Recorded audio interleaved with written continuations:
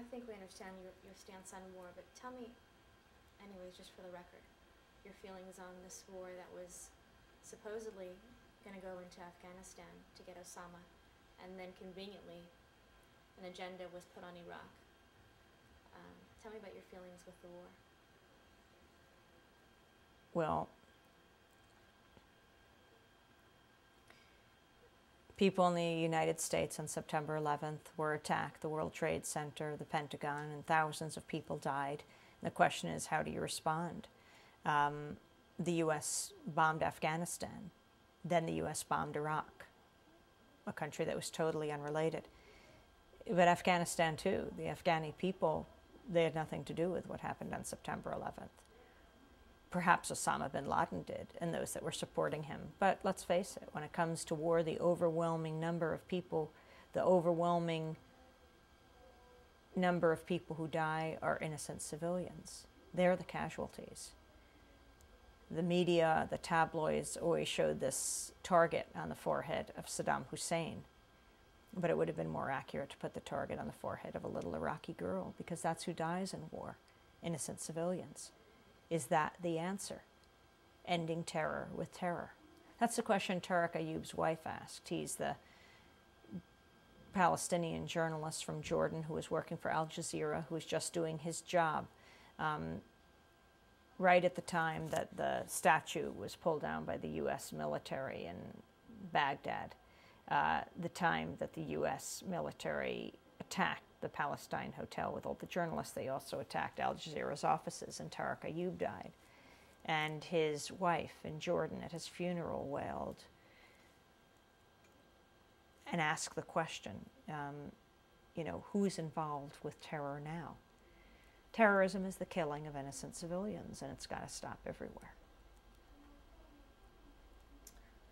Bringing us to date, tell me about the elections and how that, your feelings on that, considering that there is massive dissent in the U.S. and around the world, I might add. In Europe, when we traveled there, one person out of at least 30 or 40 interviews said we should put our troops back in. But the majority are anti-Bush and are hoping that America would have voted Bush out. And there was all these supporters with Bush, all these musicians, and yet the outcome.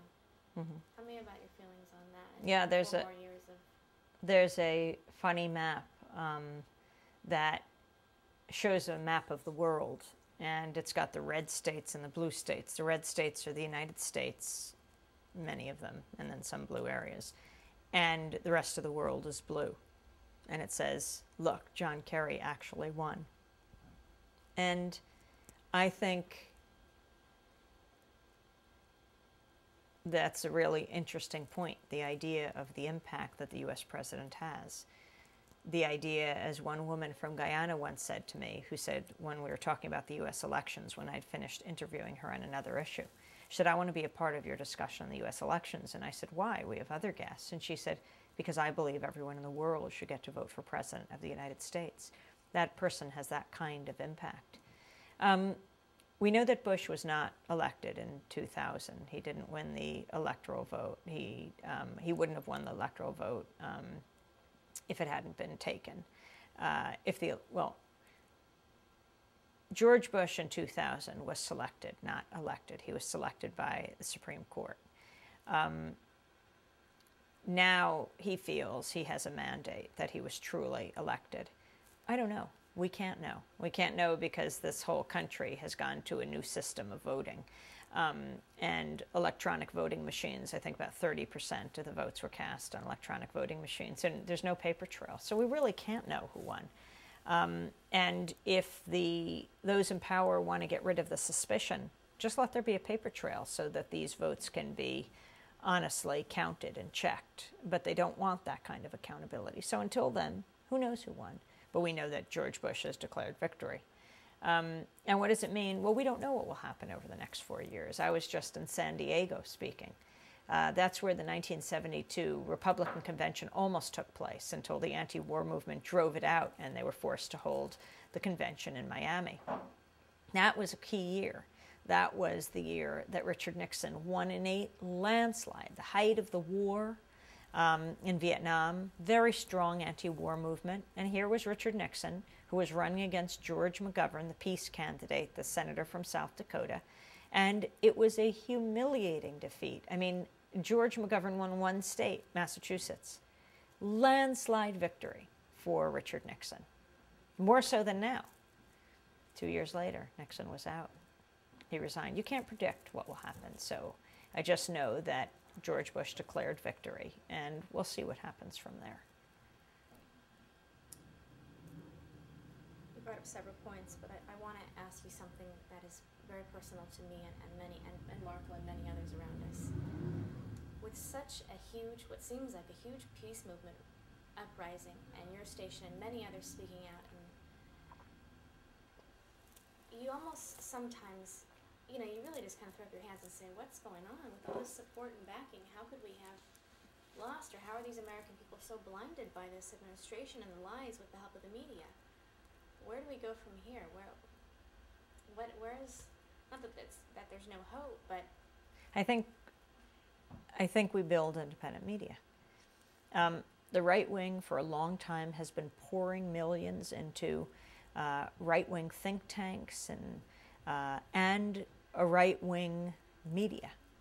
And they have built an enormous infrastructure in this country. I don't even say you counter it with the equivalent on the other side. I say we have to build a fair and balanced media. And independent media is the place to begin. And we already have this remarkable network, Pacifica Radio, founded 55 years ago by a conscientious objector, World War II.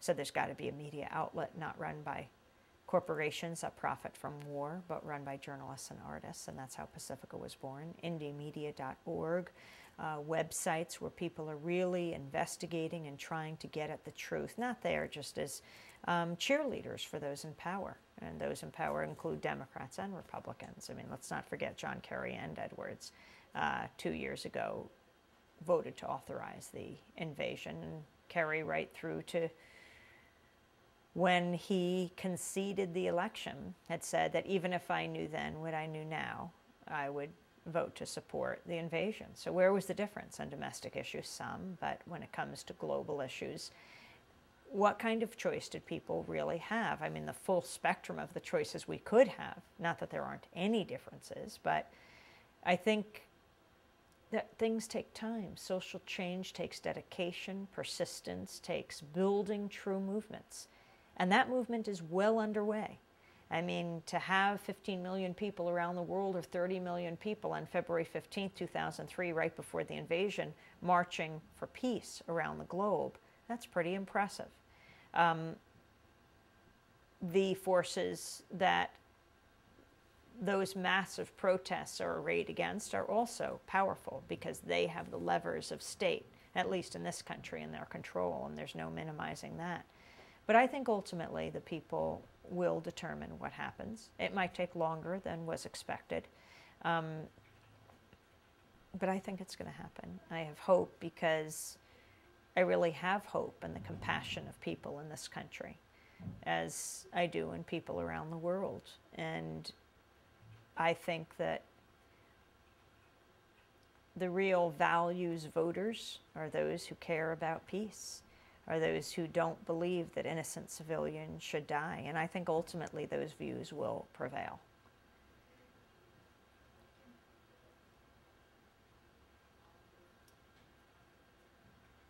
Tell me about, I'm going to switch gears for a second. Do you believe in God? And if so, why is that important to you, and how does it shape your interactions with people? And if not, why is it not an issue?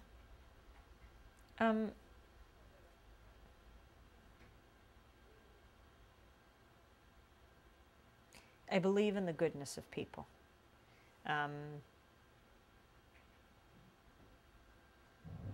I think that's the highest power. And whatever you call that goodness in people, is what I believe in. I'm going to go to something personal, professionally for you.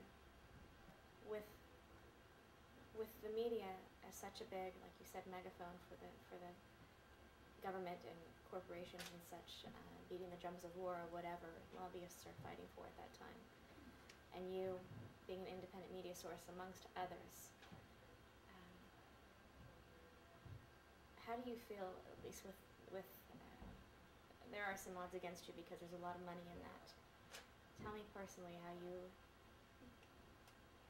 feel about the strength to continue and get the word out, and how that feels having these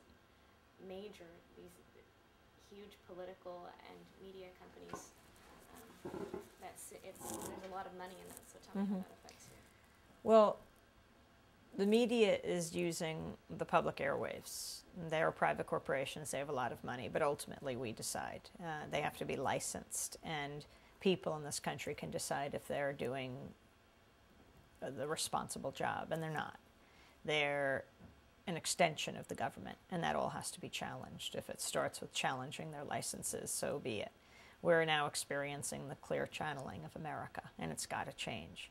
The largest media consolidation in the history of this country. You have Colin Powell, who helps to lead the war in Iraq. His son, Michael Powell, heads the Federal Communications Commission. He leads the war on diversity of voices at home. And I really do think that media monopoly and militarism go hand in hand, and it's got to be challenged. It's that cozy relationship has got to be broken.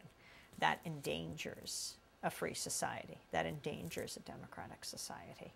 And it's up to us to recognize that.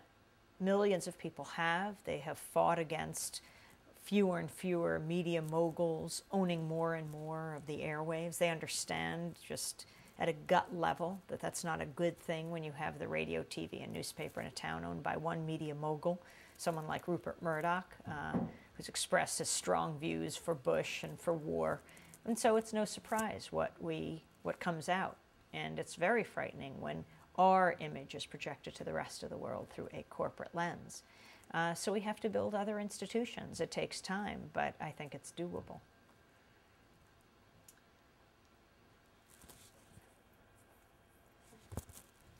I think I have 2 questions and then we'll be done. Okay.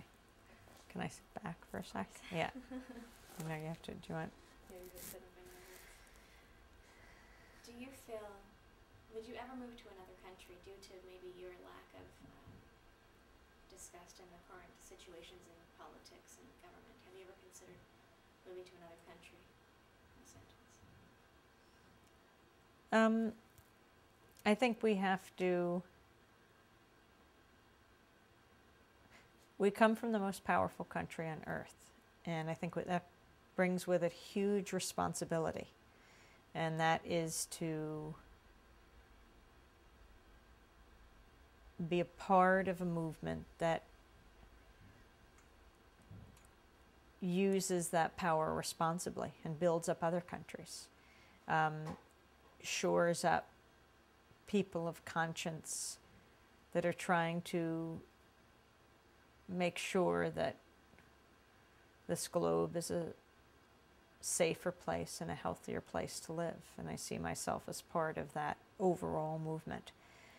We have tremendous privilege in this country, and that gives us a tremendous responsibility. And I think we have to shoulder that and move ahead.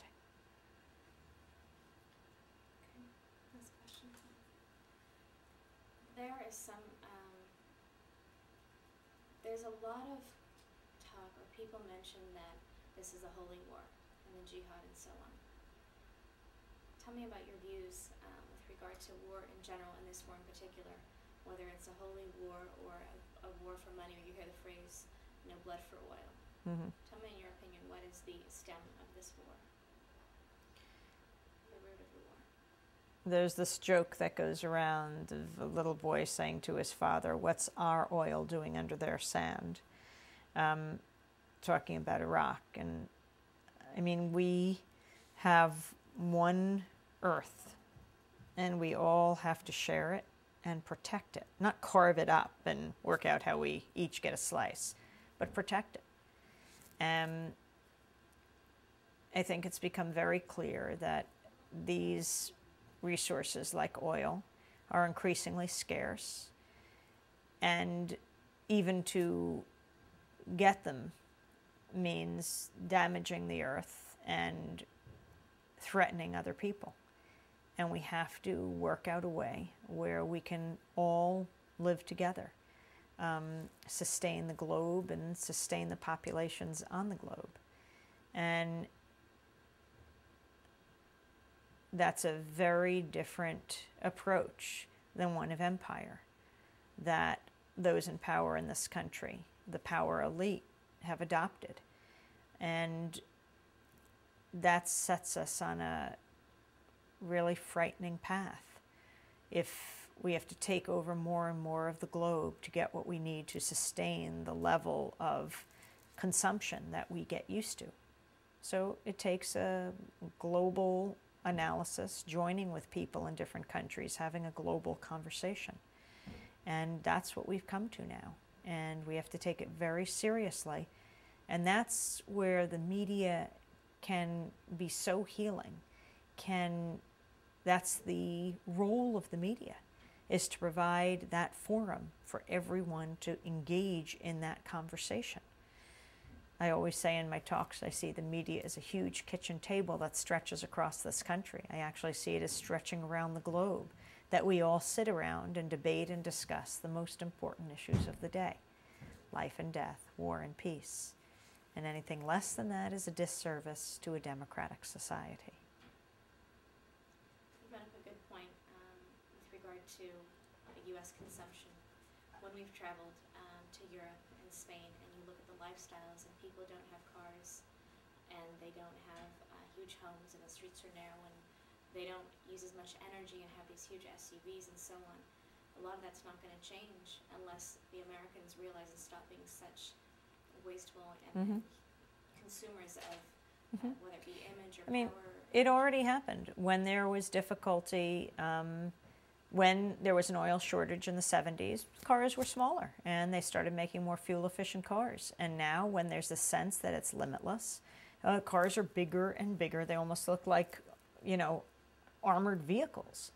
They look like Humvees, and some of them almost are. And it all has to change. And I think if the media truly put this country in perspective, how it fits into the globe, I think people here would be much more caring and compassionate about the earth and people all over the globe.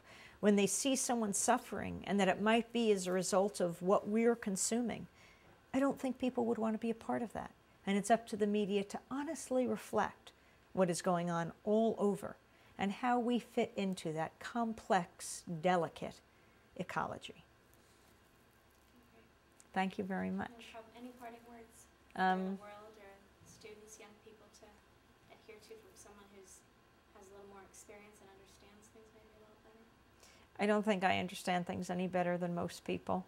But I just encourage you in what you're doing, because I think we have to make our own media and stop relying on those few pundits that the networks rely on to shore up an ideology that is shared by a very fringe minority in this country. But that's the one that's broadcast around the world. And we've got to change that. We've got to start opening the microphones to the voices of the silenced majority, silenced by the corporate media. But they're there, and they're strong.